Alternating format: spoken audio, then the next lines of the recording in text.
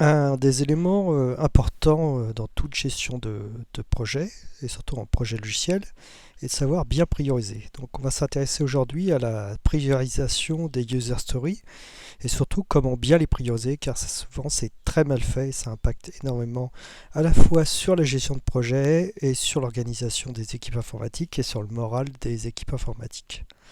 Alors, prioriser, c'est un besoin indispensable. Pourquoi? À l'opposé, par exemple, d'un immeuble, il faut savoir, si on parle de BTP, la capacité de production est toujours inférieure au désir. Donc quand on va pouvoir penser et produire un logiciel, on aura toujours 2, 3, 4, 5, 10 fois plus de demandes, de désirs exprimés, que de capacité à le réaliser. Je connais aucune entreprise, je n'en ai jamais rencontré, qui m'a dit on a assez de développeurs et de développeuses pour produire tout ce que l'on veut. C'est-à-dire, ça serait une mauvaise chose parce que ça voudrait dire qu'on ne choisit pas, ça voudrait dire qu'on élague pas, c'est-à-dire qu'on développe tout sans vraiment chercher à piloter par la valeur. Alors, pourquoi est-ce qu'il faut prioriser? Parce qu'il va falloir faire les bons choix. Et pour ça, il faut pouvoir bien donner de la visibilité, un cap vers où on veut aller. Et ce cap va permettre d'aligner, de synchroniser tous les acteurs. Alors pas simplement l'équipe informatique, la qualité, les parties prenantes, toutes les personnes, le marketing, le commercial. S'il n'y a pas d'alignement, qu'est-ce qui va se passer? On va voir des acteurs qui vont chacun aller dans leur direction, mais on n'aura pas une direction unique et forte. Donc, plusieurs façons que j'ai déjà remarquées dans de très nombreuses entreprises. On va passer de la plus mauvaise à une possibilité, il y en a d'autres, mais une possibilité de prioriser ces user stories. Alors, la très mauvaise façon, je pense que ça vous rappelle quelque chose, le bon vieux Excel. Dans ce cas-là, c'est un Google Sheet parce que j'ai pas Excel sur mon iPad. Avec les priorisations et la description des stories. Ça, je l'ai vu dans toutes les entreprises. Pratiquement, je ne connais pas d'entreprise où il n'y a pas un décideur qui nous fait son petit Excel avec ses priorités. Alors, en quoi c'est une très très très mauvaise solution? On va décomposer en trois parties tous les items qui sont en priorité 1. Alors ça peut aller jusqu'à ce niveau 6, 7, 8. Je crois que le maximum que j'ai vu c'est 8 niveaux de priorité. Bon. Premier élément, toutes les priorités niveau 1. Deuxième élément, toutes les priorités par exemple qui vont de 2 à 5 par exemple. Et après, troisième élément, toutes les priorités 6, 7. Bon, chez certains ça s'arrête à 5, mais vous allez comprendre un peu le principe. Qu'est-ce qui va se passer si on fait ça? Première chose, vous allez avoir, puisque là on n'est pas dans du relatif, on a de l'absolu, c'est-à-dire on va juger user story par user story. Qu'est-ce qui va se passer? Celle-là, elle est indispensable. Celle-là est indispensable. Oui, celle-là est indispensable. Celle-là est indispensable. Et on va se retrouver une quantité de priorité 1 qui est supérieure à la capacité de production. Donc déjà, le problème, c'est que là, on va être supérieur à la capacité de prod. Donc déjà, il y a un gros problème. On ne peut pas travailler. Deuxième chose, qu'est-ce qui va se passer? On va passer un temps fou à reprioriser le backlog toutes les semaines, tous les 15 jours, etc. Donc on va passer un temps fou ici à savoir si on met un élément en priorité 6 ou en priorité 7 ou en priorité 5, comme vous voulez, sachant qu'il ne sera jamais développé. Si vous êtes aussi bas en termes de priorisation, sachant que souvent les priorités 1 déjà sont très au-dessus des capacités de production, vous n'allez jamais développer ces éléments. Alors qu'est-ce qui va se passer? Déjà, vous allez passer du temps de manière récurrente à remettre à jour un backlog sur des priorisations qui ne sont pas développées. Pour pouvoir prioriser, vous allez demander aux analystes de travailler sur des choses de façon pour pouvoir avoir des éléments de priorisation et ces choses ne seront jamais développées. Et troisième chose, vous allez passer aussi du temps sur les P2, les P3 à prioriser, sachant que pour l'instant, de toute façon, tant que toutes les P1 ne seront pas purgées, seront rarement développées, et sachant qu'on va rajouter des P1 tout le temps, puisqu'il y a des nouveaux éléments qui vont arriver dans le backlog, et donc souvent les P2 et les P3 vont rester en P2, P3, alors que ça serait des bons candidats au développement. Donc ça, c'est quelque chose qu'on voit tout le temps et qui ne marche pas. Et qui fait perdre un temps et une énergie absolument incommensurable.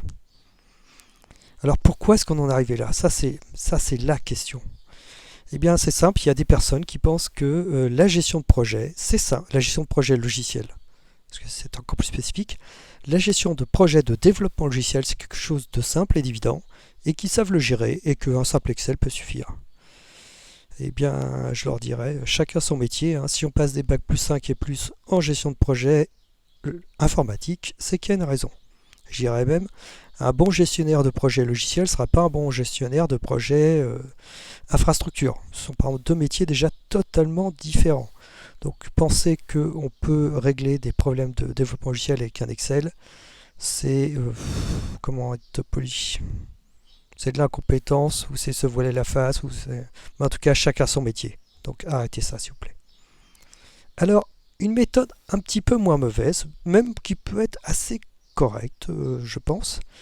C'est d'ailleurs ce que propose Scrum, c'est tout simplement on dit vos PBI, alors Scrum parle de PBI, Product Back Item, en extra programme on va parler user story, c'est un autre débat, on pourra en parler dans une autre vidéo. On va dire user story pour simplifier. Eh bien on va avoir toutes nos user stories et on va lister tout simplement par ordre, c'est-à-dire celle-là est plus prioritaire que celle-là est plus prioritaire que ça, etc. Donc il n'y a pas de notion d'absolu, disons par exemple celle-là est P1, P1, celle-là est P2, P2, celle-là est P3, P3. Non, tout simplement, c'est si vous deviez développer que ça user story, ça serait laquelle? Ça serait celle-là. Si vous deviez en développer deux et en choisir d'abord une, ce serait celle-là, puis celle-là. Donc on va les lister par ordre de priorisation relative. Celle-là est plus prioritaire que celle-là est plus prioritaire que celle-là, etc., etc., etc.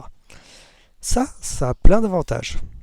Déjà, ça va éviter ce que je vous expliquais tout à l'heure, c'est que le célèbre P1, tout ça c'est P1, on va tout mettre en P1, dire oui, mais ça rentre pas dans notre capacité de prod. Oui, ne tenez pas compte des exemples, ce sont des fakes évidemment, je ne peux pas utiliser des exemples de gestion de projet professionnel, donc ce sont mes programmes de formation que j'ai mis sous Azure DevOps. Donc, on va prioriser énormément de choses en P1, on ne va pas le faire. Tant que là, il y a un ordre. Donc c'est simple, l'équipe de développement commencera par celle-là, puis par celle-là, par celle-là, par celle-là, par celle-là. Enfin, c'est un petit peu plus compliqué dans la mise en place des développements, mais ça aussi, ça sera une autre vidéo. Alors, ça, c'est pas trop mal, ça a pas mal d'avantages. Déjà, c'est que c'est basé sur la valeur. C'est ça, par rapport à ça, est plus prioritaire en termes de produits. On ne revient pas des priorités absolue, qu'est-ce que ça veut dire P1, pourquoi est-ce qu'il faudrait mettre P2 plutôt que P3, comment est-ce qu'on peut le définir ailleurs? Demandez à ces gens qui font leur Excel, qu'est-ce qui fait qu'un item doit être plutôt P2 que P3, plutôt P3 que P4, il sera incapable de vous l'expliquer. Tandis qu'on peut défendre par la valeur que cet item-là est plus important que cet item-là. Voilà. Je vous donne un exemple, j'ai 3 items, il y en a un, c'est une obligation légale sous peine de fermeture de l'entreprise. Bon, elle est plus importante que les deux autres, ça ne se négocie pas. La deuxième peut nous rapporter, par exemple, 20K € par rapport aux estimations. La troisième nous rapportera de l'image. On sera plus connu dans notre métier. Qu'est-ce qu'il vaut mieux en ce moment? Faire de l'argent ou faire de l'image? On prend la stratégie de l'entreprise. Si on dit en ce moment il faut faire de l'argent, on fait de l'argent. Si en ce moment on dit il faut faire de l'image, on prend la troisième, tout simplement. Et ça aussi un autre avantage, c'est qu'au lieu de repasser tout cet Excel en long, en large, en travers de manière périodique, on va prioriser dans notre backlog ce qui risque de passer en sprint. C'est là où on va porter toute son attention.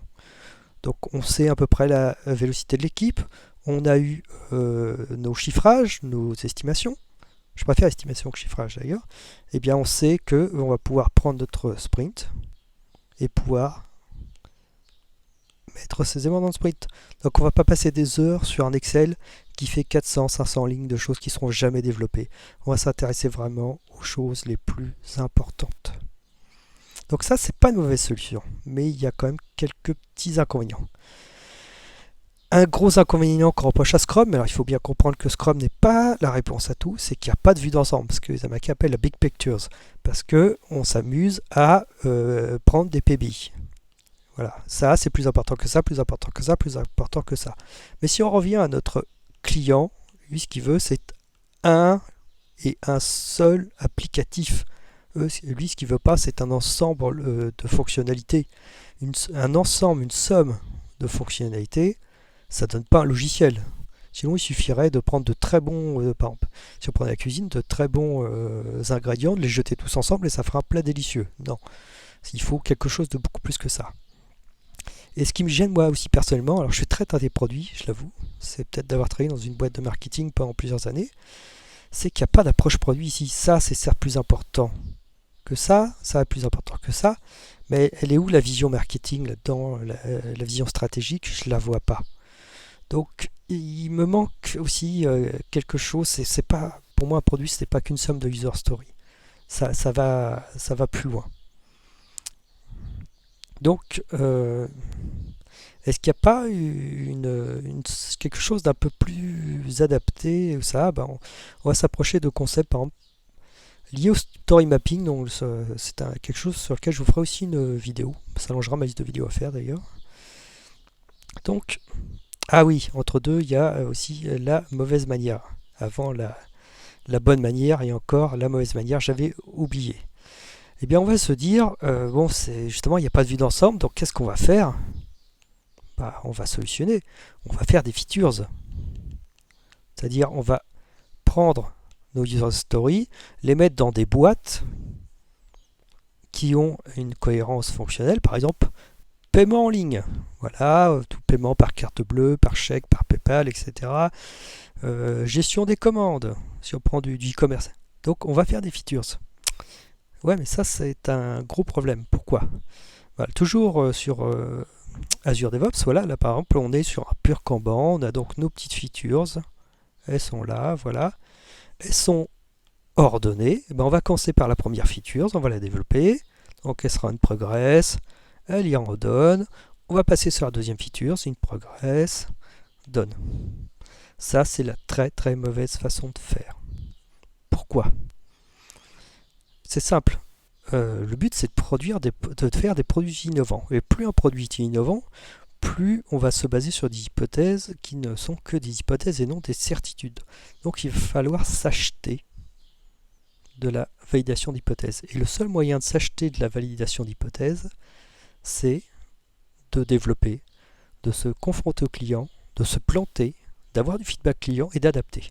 Donc si vous êtes sur une logique de simple features, vous allez prendre une feature, par exemple paiement en ligne. Ah bah alors PayPal, paiement par chèque, paiement compte bancaire, paiement Bitcoin, vous avez tout développé et vous avez tout proposé au client. Et bien là, vous avez investi une quantité de développement pour valider une simple hypothèse. Donc la priorisation par features pour des produits innovants, c'est pas adapté. Si on regarde cet exemple-là, qu'est-ce qu'il faudrait mieux faire? PayPal, avec des API, allez. Bon là je vais vous le faire en temps absolu, mais il faudrait le faire en temps relatif. Une journée. Ok. Système de paiement par chèque. Alors il faut valider le fait qu'on a bien reçu le chèque, il faut mettre la commande en attente, il faut faire pas mal de choses. Allez, 5 jours. Paiement bancaire. Alors là, les API de banque, c'est toujours une catastrophe. 150 pages à lire, absolument illisible. Allez, moi je mettrais 15 jours. Ça peut être moins. Franchement, je l'ai fait en beaucoup moins. J'irai d'ailleurs, même là, ça peut être une demi-journée en réalité. Bon. Bitcoin. Allez, mettons aussi 15 jours. Là, on est parti pour aller 35 jours. Qu'est-ce que je peux faire pour avoir déjà une hypothèse? PayPal, je peux le mettre en place en une demi-journée. Alors ce qu'il faut savoir, retour d'expérience, les gens n'aiment pas payer par PayPal, c'est une grosse majorité n'aime pas payer par PayPal, mais certains payent par PayPal, ok. La banque, les gens préfèrent la banque. Bitcoin, ça reste limité à une certaine population. Les chèques, c'est une population plutôt vieillissante. Qu'est-ce que je peux faire? Eh bien, au départ, je vais commencer par PayPal, et donc ça veut dire que avec les tests à mise en prod, allez, dans 2 jours, j'ai mon paiement qui est en ligne. C'est-à-dire je commence déjà à voir si mon produit fonctionne. Est-ce que les gens, par exemple, c'est un site marchand, est-ce que les gens sont prêts à payer pour ce que je propose?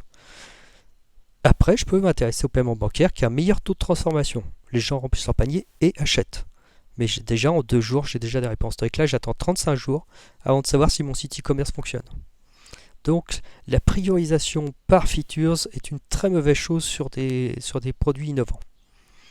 Alors, vous allez me dire, ah non, voilà. Donc l'approche par hiérarchisation des features, c'est pas bonne, c'est pas du tout itératif.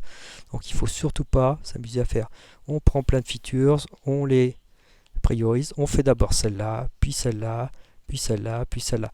On l'a vu, ce qu'il faudrait faire là, c'est plutôt prendre par exemple le paiement par PayPal, le panier marchand, le plus simple, pas de possibilité de modifier la commande. Une commande, ça n'est pas modifiable une fois que la commande est lancée. Par exemple, qu'on pourrait avoir plein de features après, comme sur Amazon, j'ai validé ma commande, je peux encore mettre des choses dans mon panier. Tant que c'est pas parti en logistique, je peux associer, etc.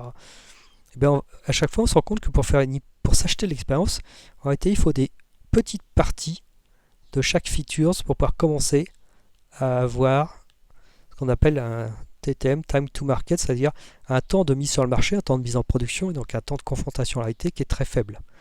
Donc l'approche par hiérarchisation des features, c'est à prescrire dans les produits innovants. Il faut plutôt être sur les choses itératives. Alors vous allez me dire, une chose aussi. Oui, un gros défaut que j'ai remarqué dans plein d'entreprises, c'est que l'outil conditionne le comportement. Si vous utilisez Trello, vous allez faire que du Kanban, alors que c'est pas forcément adapté. Si vous utilisez Azure DevOps, vous allez l'utiliser comme il faut l'utiliser dans Azure DevOps. Et il faut d'abord s'intéresser à la méthode ou le framework, parce que par exemple Scrum n'est pas une méthode.